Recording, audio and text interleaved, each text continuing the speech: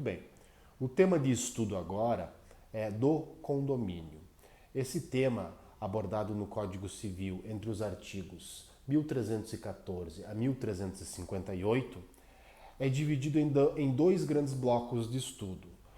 A primeira parte trata do condomínio geral, todas as regras de condomínio que são estipuladas quando há propriedade e copropriedade de um bem sendo exercido por mais de uma pessoa.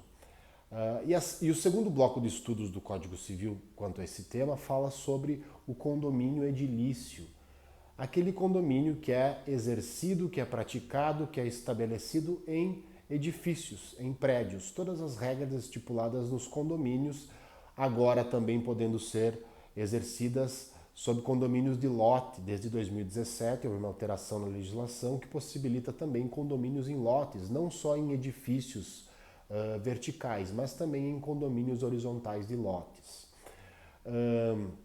Dentro do condomínio geral, existe uma subdivisão entre o condomínio voluntário e o condomínio necessário.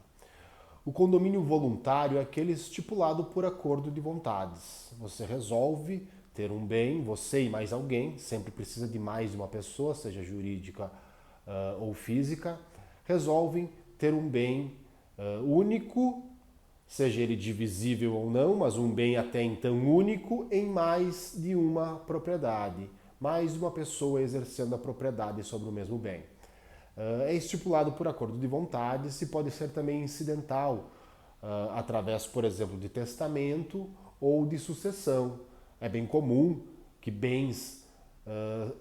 sob bens sejam estabelecidos condomínios nas regras de sucessões, de cujos venha a falecer, deixa um bem para mais de um herdeiro, está lá estabelecida uma propriedade em condomínio.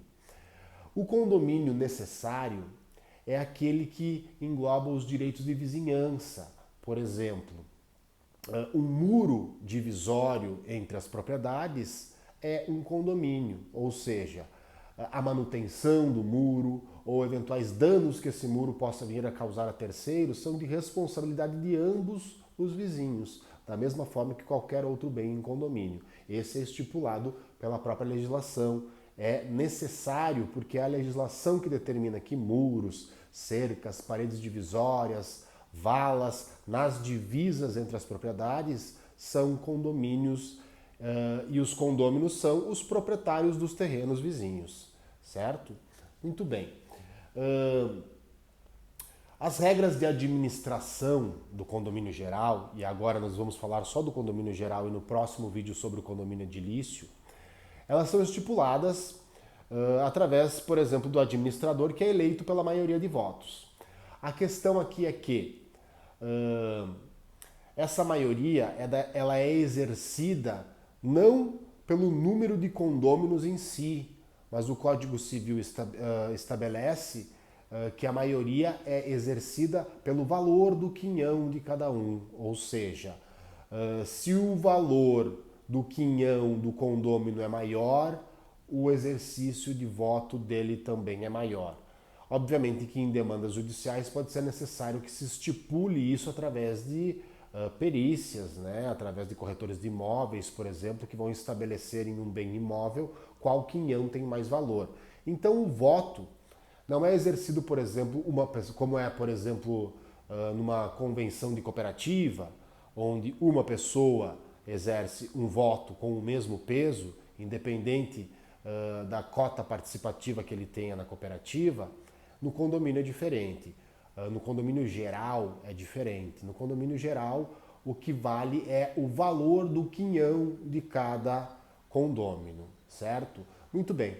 Então as questões que envolvem o condomínio geral têm como maior complexidade o momento em que o condomínio é dissolvido.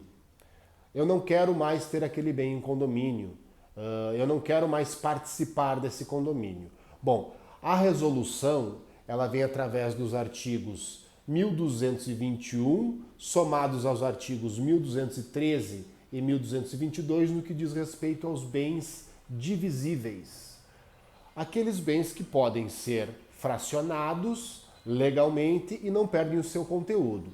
Exemplo, no meio rural, uma gleba de terras de 60 mil metros. Uma gleba de terra de 60 mil metros, que é de propriedade de duas pessoas, pode ser dividida, 30 mil metros para cada um, sem problema nenhum, e está extinto o condomínio. Cada um vai manufaturar uma matrícula nova, cada um terá então um imóvel individualizado sem ser mais em condomínio.